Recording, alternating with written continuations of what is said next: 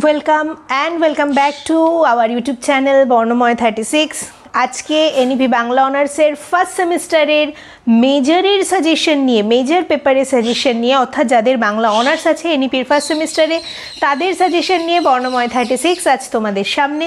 পরীক্ষার আগে সাজেশনটা একবার চোখ বুলিয়ে নেব, আর তার আগে আমি এই বিষয়টায় কনফার্ম হয়ে নেব যে তোমাদের কিন্তু পুরো সিলেবাসটা ধাতস্থ হয়েছে এবং তোমরা পুরো সিলেবাসটা কভার করে ফেলেছো, তারপর কিন্তু সাজেশনে তোমরা আসছো। তো চলো আর দেরি না করে, বেশি কথা না বাড়িয়ে আগে সাজেশনটা ঝট করে একবার দেখে নেব। প্রথমে আমরা ইউনিট 1 থেকে দেখব চর্যাপদের, মানে চর্যাপদের আবিষ্কার, ঐতিহাসিক গুরুত্ব, চর্যাপদে বর্ণিত সমকালীন সমাজ জীবন, সাহিত্য মূল্য, চর্যাপদের ভাষা, এই কটা চর্যাপদ থেকে দেখব। দেখার পর আমরা আসব শ্রীকৃষ্ণ কীর্তনের আবিষ্কার, শ্রীকৃষ্ণ কীর্তনের গুরুত্ব আর কাব্যমূল্য বিচার। ঠিক আছে, এর পাশাপাশি আমরা দেখব তুর্কি আক্রমণ আর বৌদ্ধ সহজিয়া ধর্ম ও দর্শন। এই কটাকে আমরা ইউনিট 1 থেকে রেডি করব। এই কটাকে যদি ইউনিট 1 থেকে রেডি করতে পারি, নিশ্চিন্তে থাকো এখান থেকে শর্ট কোশ্চেন তোমরা কমন পাবে। এবারে আমি আসবো ইউনিট 2, যেখানে মঙ্গল কাব্য রয়েছে তোমাদের। সেখান থেকে সবার আগে দেখবে মঙ্গল কাব্য কাকে বলে, মঙ্গল কাব্যের উৎপত্তির কারণ আর মঙ্গল কাব্যের বৈশিষ্ট্য। তারপরে দেখব মনসা মঙ্গলের কবি কৃতিত্ব। শোনো, মনসা মঙ্গলে কিন্তু একটা কথা বলে রাখি, অনেকজন কবি আছে। মনসা মঙ্গলের সর্বাধিক প্রাচীন কবি কানাহরি দত্ত, তারপরে কেতকাদাস ক্ষেমানন্দ, বিজয়গুপ্ত, বিপ্রদাস পিপিলাই, নারায়ণ দেব, একাধিক কবি আছেন। এবার শ্রেষ্ঠ কবির কৃতিত্ব তোমরা বিজয়গুপ্ত লিখতে পারো, নারায়ণ দেব লিখতে পারো, কেতকাদাস ক্ষেমানন্দ, মোট কথা সুন্দরভাবে গুছিয়ে রেডি করবে এবং প্রত্যেকজন কবির কী কী স্পেশালিটি আছে সেটাকে দেখে রাখবে। যদি মেনশন করে আসে যে বিজয়গুপ্তের মনসা মঙ্গলের কবি কৃতিত্ব, তাহলে কিন্তু তোমায় বিজয়গুপ্তই লিখতে হবে। তুমি নারায়ণদেব রেডি করেছো বলে নারায়ণদেব লিখে দিলে ব্যাপারটা কিন্তু অ্যাকসেপ্টেড নয়, ওই জন্য আমি ভেঙে বলে দিলাম। তারপর চণ্ডীমঙ্গলের কবি কৃতিত্ব দেখবে, অন্নদা মঙ্গলের কবি কৃতিত্ব দেখবে। শিবায়ন কাব্যকে শিবমঙ্গল বলা হয় না কেন, প্রশ্নটা এখানে একটু রেডি করবে। ধর্মমঙ্গলকে রাঢ়ের জাতীয় কাব্য বলা হয় কেন, একটু রেডি করবে। আর রেডি করবে চণ্ডীমঙ্গলের গ্রন্থ উৎপত্তির কারণ, একটু রেডি করলে ইউনিট 2 মোটামুটি কভার আপ হয়ে যাবে, আর এখান থেকে শর্ট কোশ্চেনও তোমরা পেয়ে যাবে। ইউনিট 3তে চলো। ইউনিট 3তে তোমরা দেখবে রামায়ণ গৃহাশ্রমের কাব্য, রামায়ণের শ্রেষ্ঠ কবিকে, তার কবি কৃতিত্ব ভালো করে রেডি করো। মহাভারত সেমভাবে, মহাভারতের কবি কৃতিত্ব বা মহাভারত অনুবাদ সাহিত্য হিসেবে কতখানি সার্থক ভালো করে রেডি করবে। রামায়ণ থেকে আরেকটা প্রশ্ন রেডি করবে, রামায়ণ বাঙালি গৃহাশ্রমের কাব্য, এটাকে খুব ভালো করে রেডি করো।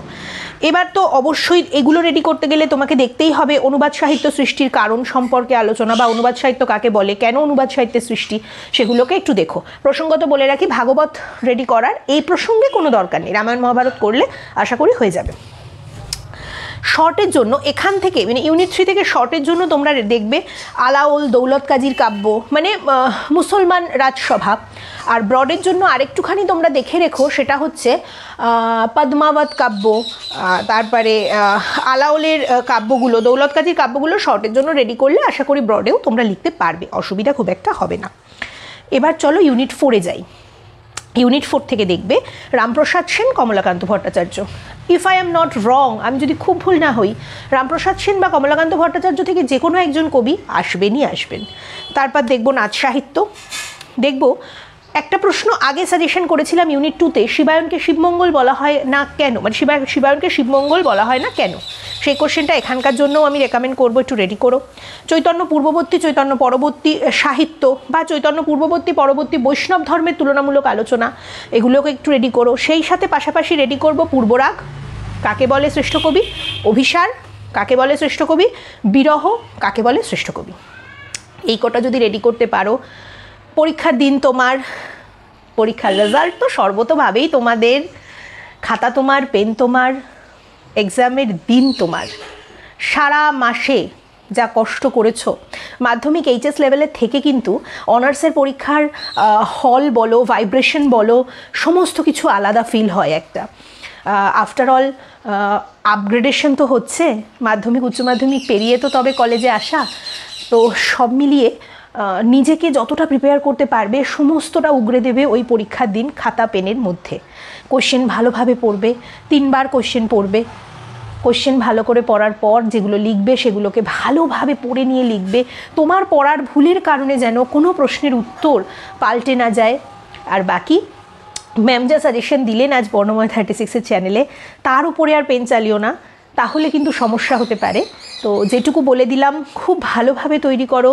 তোমাদের সকল পরীক্ষার্থী আমার সন্তান সম, তোমাদের সকলের সফলতা কামনা করে বর্ণময় 36, আর আমি তো সব সময় কামনা করি। তো চলো সব মিলিয়ে পরীক্ষার প্রিপারেশন জোর কদমে শুরু করে দাও। সাজেশন তো এসেই গেল, আর দেখা হচ্ছে পরীক্ষা দিয়ে আসার পর কমেন্ট সেকশনে কে কতখানি কমেন্ট পেলে, কার পরীক্ষা কতখানি ভালো হলো। চলো ভালো থেকো সবাই, মন দিয়ে পড়াশুনো করো, অবশ্যই সুস্থ থেকে পড়াশুনো করো। ভালো থেকো।